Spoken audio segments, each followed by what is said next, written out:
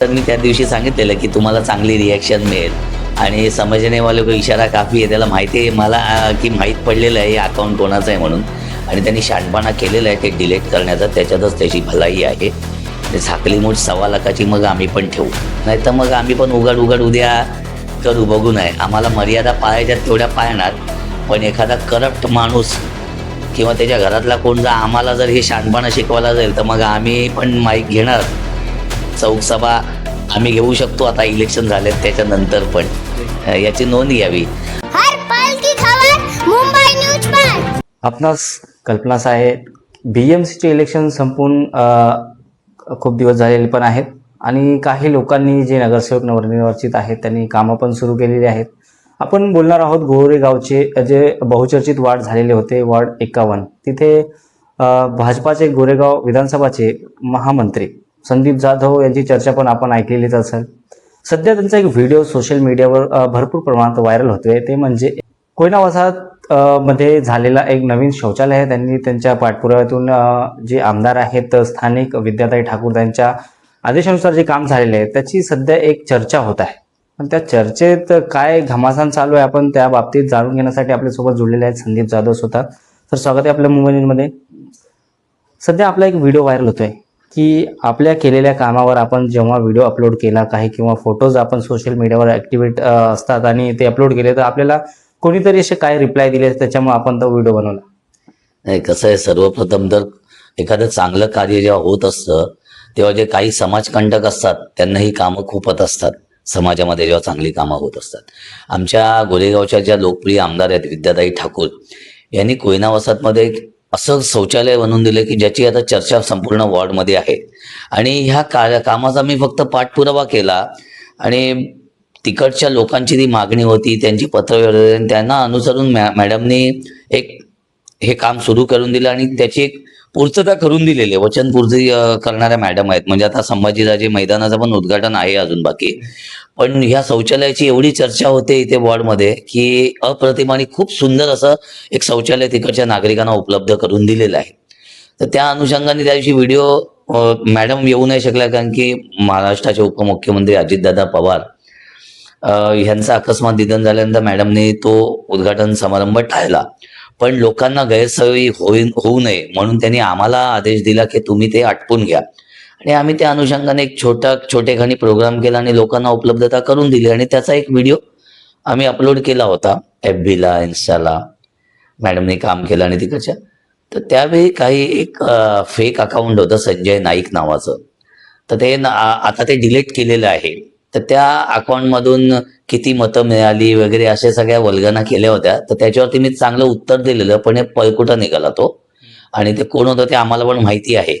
त्यावेळेस त्याच्यावरती बोलल्यानंतर ते काम खुपलं.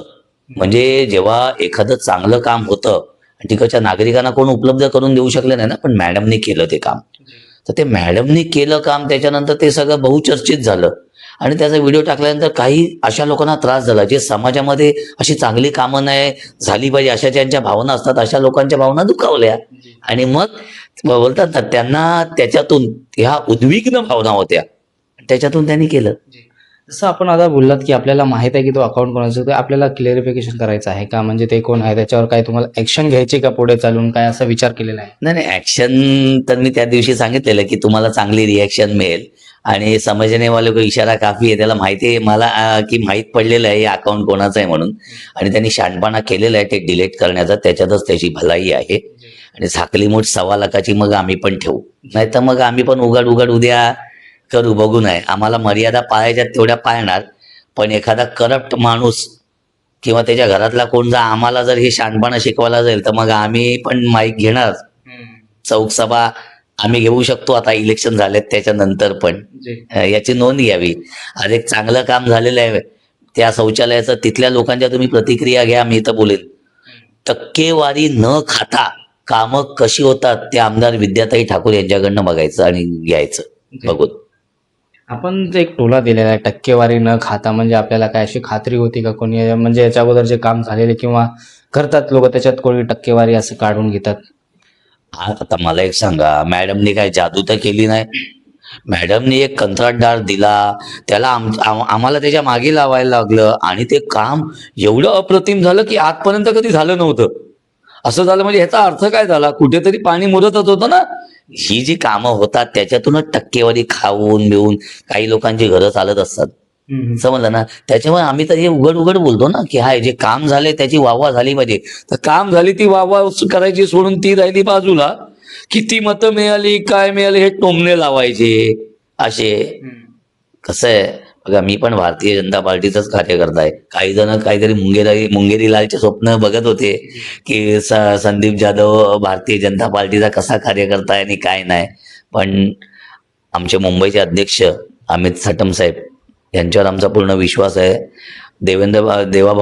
देवेंद्र फडणवीस महाराष्ट्राचे मुख्यमंत्री यांचं नेतृत्व, आमच्या आमदार विद्याताई ठाकूर यांचं नेतृत्व आम्हाला लाभलेलं आहे आणि भारतीय जनता पार्टीसाठी कायम अशी कामं करत राहणार. आपल्याला एक बोलू इच्छितो, जसं की आता महानगरपालिकेचे जे मतदान निवडणूक आहे संपलेली आहे, त्याच्यात आपल्या पत्नी सुशीला संदीप जाधव या चांगल्याच मतं घेतले त्यांनी. पण आता जसं आपल्याला माहीतच आहे की एक नगरसेविका आपल्या वर्षाताई टेंभोलकर निवडून आलेल्या आहेत, पण त्याच्या बाबतीत आपण हे काम करतात म्हणजे आपल्याला याच्यावर काय म्हणायचं आहे की म्हणजे कामं कोणी करायला पाहिजे? कसं आहे बघा, सुशीला संदीप जाधव ही निवडणुकीला उभी राहिली हा तिचा स्वतंत्र निर्णय होता. मी कोणत्याच प्रचारात उतरलो नाही, ठीक आहे. आणि मी सावध भूमिका घेतली ना, काम मी आपला शांत राहिलो आणि सावध भूमिका घेऊन काम केली आणि जो तिचा निर्णय होता, तिने ते माझा फोटो घेतला आणि त्याच्यावरती तिने ती मतं मिळवली आणि तो तिचा अधिकार होता. असं मी म्हणेन की माझा फोटो मी वापरायला तिला नाही थांबवू शकत ना. त्या पद्धतीने तिने केलं आणि तिने मला वाटतं एक महिला म्हणून तिने एक चांगलं मताधिक्य इथे मिळवलेलं आहे. कोणत्याच पक्षाचा आशीर्वाद नसताना एक चांगलं मतदान, बस हा शुभेच्छा असतील भविष्यासाठी त्यांना माझ्याकडनं. सध्या तर आपण ज्या बाबतीवर चर्चा करत होतो तो विषय होता की जो संजय नाईक जो एक फेक अकाउंट आपण बोलत, सध्या तर ही पण चर्चा आहे, आम्ही पण ते चेक केलंय की आता तो अकाउंट कुठेच दिसत नाही किंवा फेसबुकला पण नाहीये. कालपर्यंत आपला व्हिडिओ व्हायरल झाला, तो अकाउंट डिलीट झाला. म्हणजे इतकी काय भीती असणार समोरच्याला आपली? कारण की समोरच्याला पक्क माहीत पडलेलं आहे की हे अकाउंट कोण चालवते ते संदीप जाधवला माहीत पडलेलं आहे. आणि संदीप जाधव हा भ्रष्टाचारांच्या विरुद्ध लढणारा माणूस आहे. तर उगाच काहीतरी आपले पण भ्रष्टाचार बाहेर यायचे, त्यामुळे त्यांनी ती सावध भूमिका घेतलेली आहे. सर, शेवटचा प्रश्न, आता पुढचे आपले काय पाऊल असणार? आता सगळं संपलेलं आहे, आता लोकांसाठी फक्त एक राजनेता किंवा एक जनप्रतिनिधीच असतो, त्याच्या बाबतीत आपले काय पाऊल असणार? तुला सगळ्यात मोठं पद असतं, असं काही नाही की इलेक्शनमध्ये मला हे मिळावं किंवा त्यासाठी. सगळ्यात मोठं पद असतं, तू चांगला माणूस आहे आणि ती जनता देते आणि जनता कायम सोबत असते काम करणाऱ्यांच्या. तर कामं करत राहायची. आमदार विद्याताई ठाकूर आहे यांच्या माध्यमातून आम्ही कामाचा सपाटा लावणार आता. आणि म्हणजे गोरगरिबांचे जे अडकलेली काही छोटी मोठी कामं असेल त्याच्यासाठी सपाटा लावणार आता आम्ही आणि जोरदार भाजपमय वातावरण करणार इकडे.